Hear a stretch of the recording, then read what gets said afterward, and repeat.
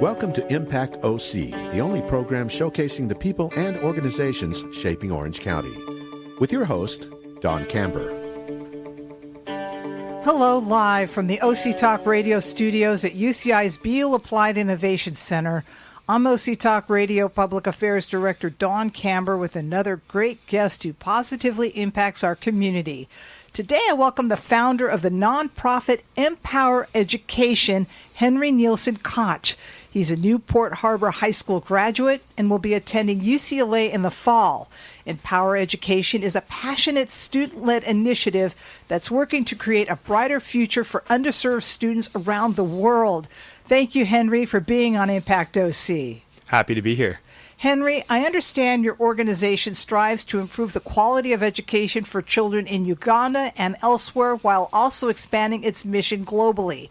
Please explain what gave you the idea to start the organization. So it all mainly started with my college counselor, Shelley Howard, who had come to me after going on a trip to Uganda. And what she did was explain the situation after she had met a man named Yona in Uganda. And there were a lot of students that were learning, but they were learning outside under the shade of a tree. And when I heard of their situation, I mainly asked what I could do to help. And what we started to do was start Zoom meetings, and we started to spread the word by mouth, and we started sharing our word, and more people started to join. So what is it that you actually do? So at this point, I am just the president of the nonprofit, and I'm a mentor of the group. But at the start of the whole organization, I was the general president, so I would lead every meeting that we had every Sunday at 5 p.m. PST. But I mean, besides that, it was just coordinating with all the other groups. I was also the president of the STEM committee, which meant that I got to be in charge of some awesome kids that love STEM as much as I did. And I made science videos, and other kids did all sorts of other things regarding robotics and, whatever else you can imagine in STEM. But we did a lot of stuff. So you build classrooms up there? So I haven't gone and personally created any classrooms, from the ground up, but we had fundraised a lot of money in order to make the schools a possibility in Uganda. So yeah, we did create classrooms. What does the people in your group do specifically? Every single person does something not entirely the same. So what we like to do is call it a passion project. So if you have a passion for something, then you're probably going to be a lot more excited to share it and be driven about it to do it, and make a positive impact. There's just like the STEM committee, we have so many other committees that, our 50 active members that join our meetings do something a little bit different. So a lot of the stuff that we do are make videos or booklets in relation to what we're passionate about. But each kid does something a little bit different than the other. How does it get to Uganda? So a couple different ways. At their school, we have fundraised, so they actually have internet there, so they can stream the videos from YouTube when we upload them. But also, Shelley Howard had, in the previous year, 1 year ago around this time, she had gone to Uganda personally and brought 5 suitcases with her that had all sorts of stuff that we had fundraised to bring over, like sports equipment, and a lot of the stuff they also purchased there to help their local economy. So you teaching students in Uganda? That is correct. Elaborate.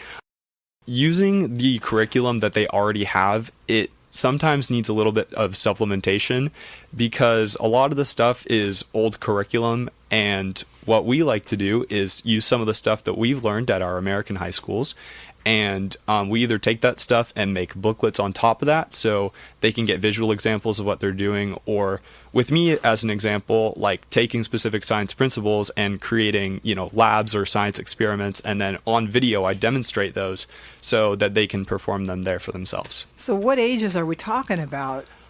So most of these kids are around the elementary school age, so I'm not 100% sure what years those are, but, pretty a lot younger. Elementary school age. Yeah.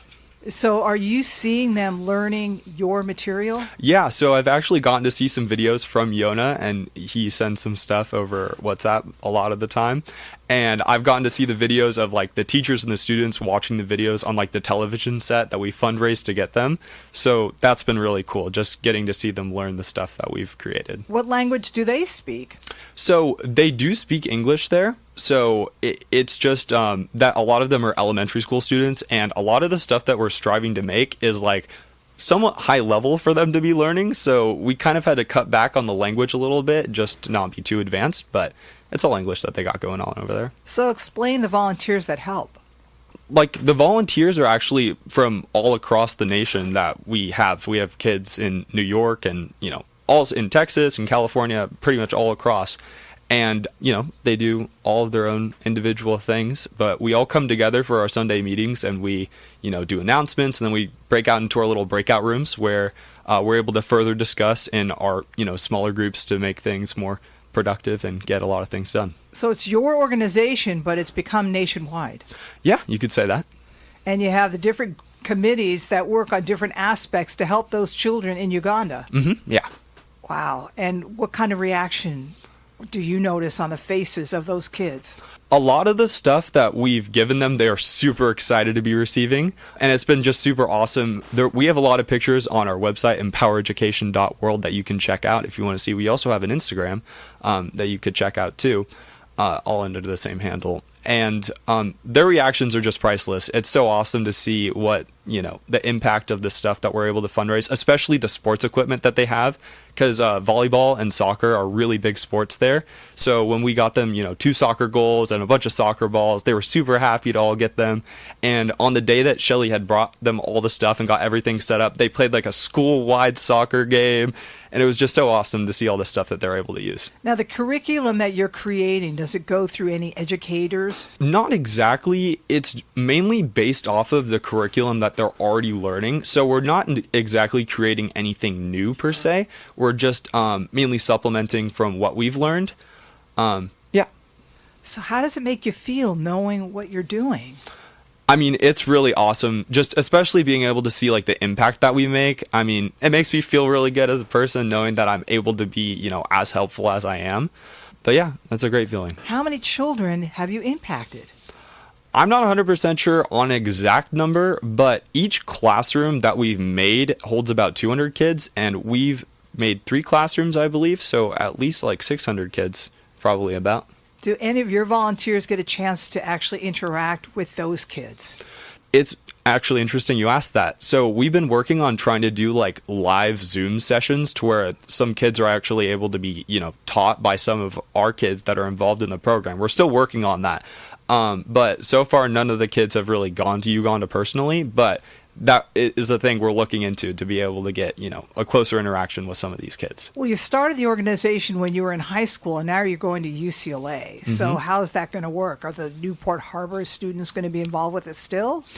As far as I know, I'm the only Newport Harbor student to be in the program. Okay. But yes, because everything's all on Zoom, it's really easy to do from everywhere. And that's really how we've been able to expand all across the nation. And it's just, it's so easy. You just log on to the Zoom meeting, and it's a couple hours of work outside of the Zoom meetings. But it's just a week, an hour long a week that you join the Zoom meeting, and you stay productive, you get some stuff done, and then if you have time, you put some time in outside the meetings. That's all it takes. What are some of the projects you've been involved with? Besides starting the nonprofit, which has been it took a little while to get all sorted, but just making the science videos in particular, I was doing that before I even started the nonprofit. And that was just one thing that I was able to implement through, I was just like, oh, I'm already making these videos, right? Might as well implement them in this project. Just making science YouTube videos has been really awesome just to be able to do and, explore my passion as I keep on learning. When you talk about science specifically, what kinds of science projects did you do for them? A lot of the stuff is like basic biology or chemistry topics that we look into, but a lot of the stuff is just whatever I find to be interesting, and that's kind of what I make the videos on for the most part. But then I've also made some specifically tailored to their curriculum. So just like videos on taxonomy or, just general acid-base reactions or something like that. Is their curriculum similar to that in California? Its most basic level, you could say so. It's just that a lot of it doesn't have a lot of specificity into what you're looking at in any specific topic. So it's mainly diving a little deeper into what they might want to be learning, or, just showing examples as to supplement what they're already learning. Can you kind of run us through what it's like to start a project and then to see it work out with the students there? Yeah, so like one project that the STEM group did is we did like a little toiletries project where we just as a group individually like got together each meeting, and a lot of it's brainstorming and having like specific and measurable goals. That's a big thing that we like to stick to in our group, and that's really how we get our goals, seen through. So like one thing with the toiletries project that we did is, we set a specific and measurable goal, like we're all going to get this, slideshow done by this time, and then we're going to send it to Shelly by this time, and then we're going to get it all uploaded by this time. And it's just kind of cool to be able to see everything, move like clockwork and get everything done the way we planned. And I take it your videos are being shown over and over. It's one thing that they get to have, and the instructors get to share a lot with the different grades as they move along. Yeah, definitely. Ultimately, you're going to go to UCLA. Are you going to continue this when you go to UCLA? Yeah, so, I mean, it's going to be a little bit more difficult to film videos, science videos in particular, while in the dorms, but I'm still going to strive to make as much content as I can while I continue to go through the project. But as far as the Zoom meetings goes, I'm definitely going to join pretty much everyone that I can. And at this point, as a mentor in the project, it's more of a hands-off kind of role. Like, I mainly join the meetings and I help a lot of the new students that join in, and I help them, understand, what it is in the project that we're doing. And I also help a lot of the students that are starting chapters at their own school, which is kind of what we've called like their own school clubs for Empower Education. So far we have, I think, 2 that are starting in a couple schools across California next year. And that's going to be really cool to get a lot more students involved in the program and keep them joining the meetings consistently, because that's kind of a problem that we've encountered over the years. Just that, during the summer, we normally get more kids because they're less busy with school and whatnot. But it's just kind of interesting to be able to get things going with that. What does it take to start an organization like this and to get it going? I think it takes a lot of motivation, definitely. Sure, but what did you have to physically do to make it happen? I mean, I got pretty lucky with just like word of mouth, and I'm okay at being a salesperson and just kind of like explaining what we do. Like, this is a great project. It might also help you with some college stuff. So I think it's a really good idea if you were to join the project. So that's kind of the gist of what I told a lot of kids, and the kids that I told other kids. So it was just easy to spread by word of mouth to get the stuff going. And are you in touch with the educators in Uganda to help present your information? Mm-hmm, yeah. And what do they say about what you're presenting?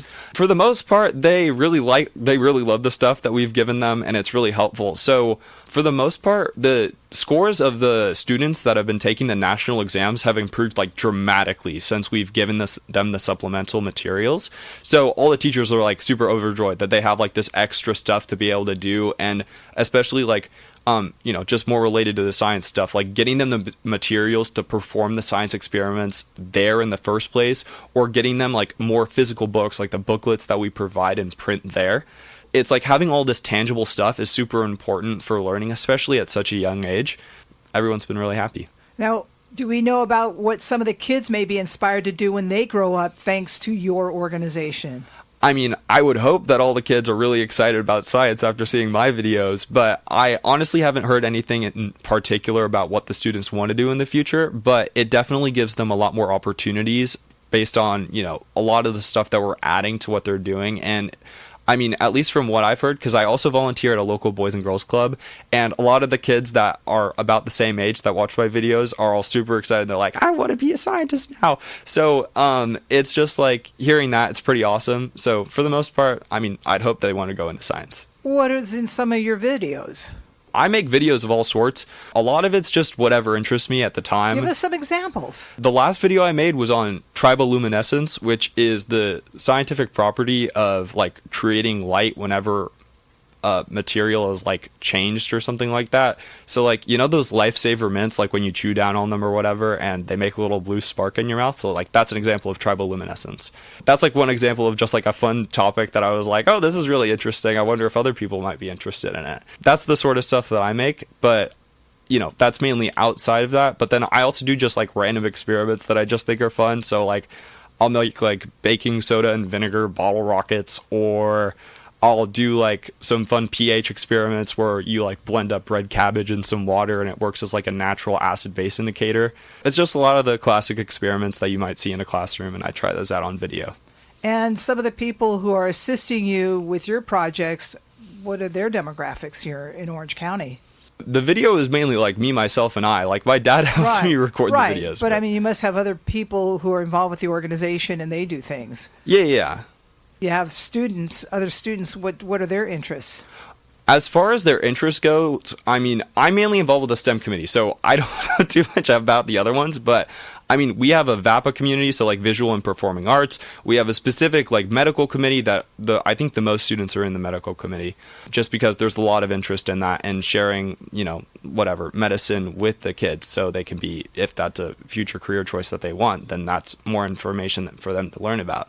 But we also have like an around the world committee where it's just like sharing cultures from around the world with the children of Uganda, which is, in my opinion, that's really cool. Like I would have never thought to do that, but it's just this one student that has a lot of different backgrounds and thought it would be a good idea to do that. So there's all sorts of stuff. Like if you're interested in pretty much anything, there's a place for you in Power Education. What impresses you about their culture? Honestly, I haven't learned too much about their culture. I would love to learn more, but I do love how much they love sports and how involved that is in their community and how like dedicated they are to learning even in like an underprivileged community. Like it's super awesome to see all the kids that want to go to school and want to learn every day. Honestly, I think that's a value that a lot of American students could actually learn. That's pretty cool to see. Now you're going to go to UCLA. Share with us what you're going to study. So I plan on studying biology at UCLA, and that's with the idea of going on the pre-med track to become a radiologist eventually. But there's a lot more specifics in the biology major that I do not yet know about, but I'm assuming there's going to be a lot of biology stuff, a lot of chemistry stuff, and statistics, and all that sort of stuff. But in the midst of all this, you're still mentoring other people to get involved with your organization to keep the interest high in Uganda. Mm-hmm.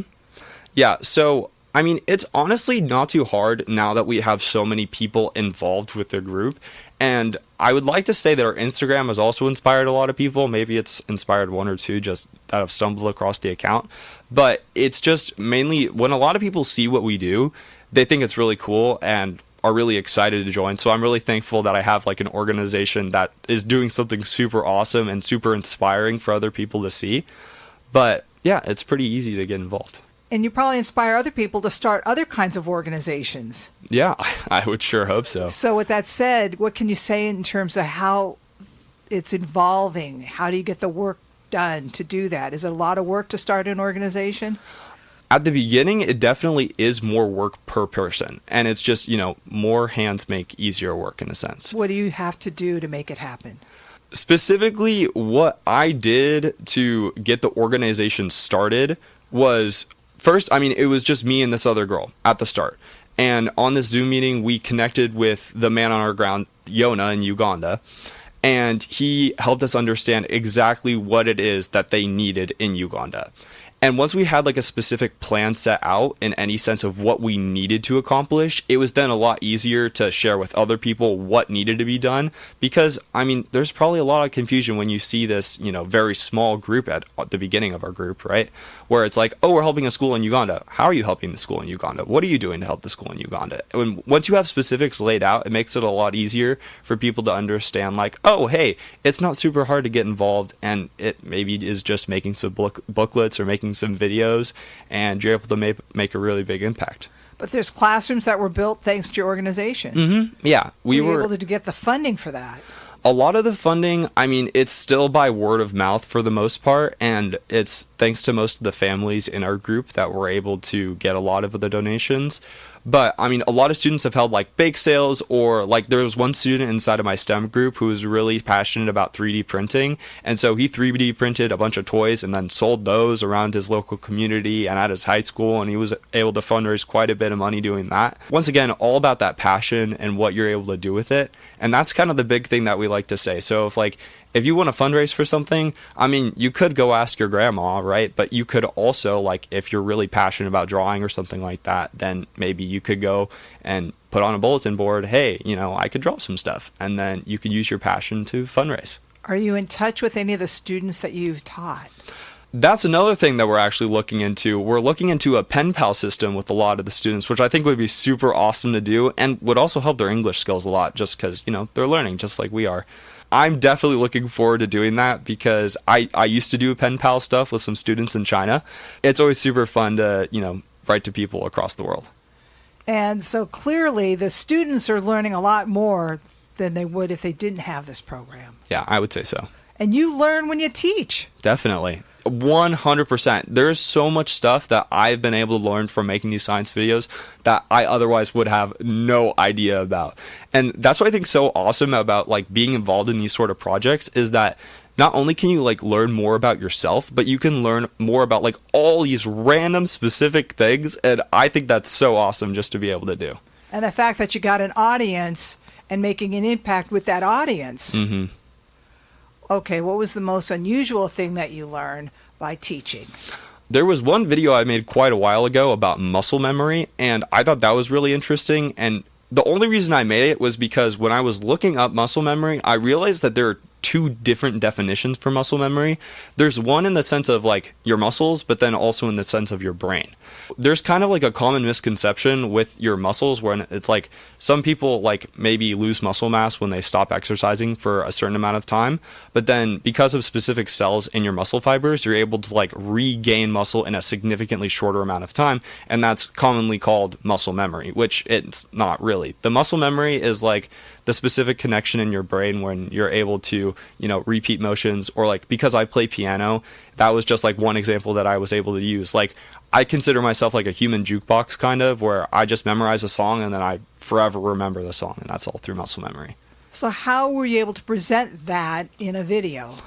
A lot of the stuff that I do is just kind of scripting it out and then I start talking about it. But I always try to use real world examples, just myself playing the piano, or wow, I made this video quite a while ago, so I don't remember too many of the specifics. Do you put music to it and make it, visual? Yeah. So I go through and I edit the whole thing. So I add background music and all sorts of visual effects, and I try to make it as funny as I can in the video just to keep the kids entertained for the most part. Because that's a majority of my audience, just the people that are watching the videos on YouTube in the first place, on top of the students in Uganda that are learning. With the attention span of people nowadays, it's kind of hard to keep them, watching a video that's longer than 10 minutes anyway.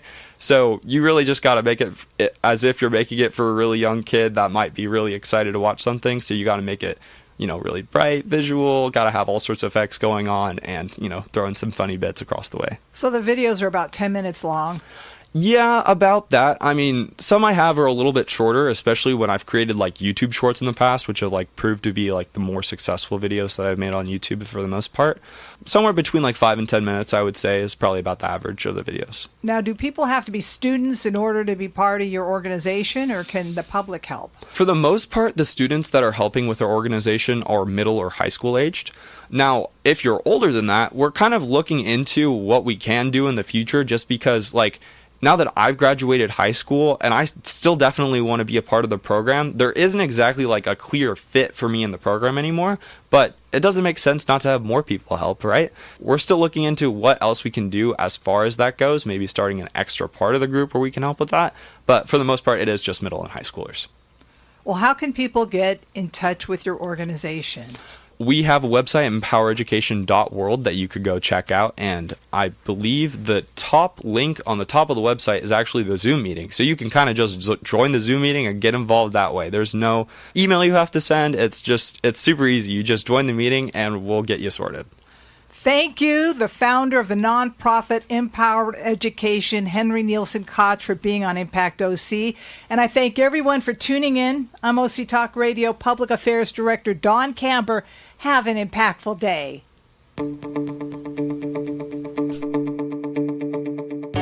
You've been listening to Impact OC, the only program showcasing the people and organizations shaping our community. Right here on Orange County's only community radio station, OC Talk Radio.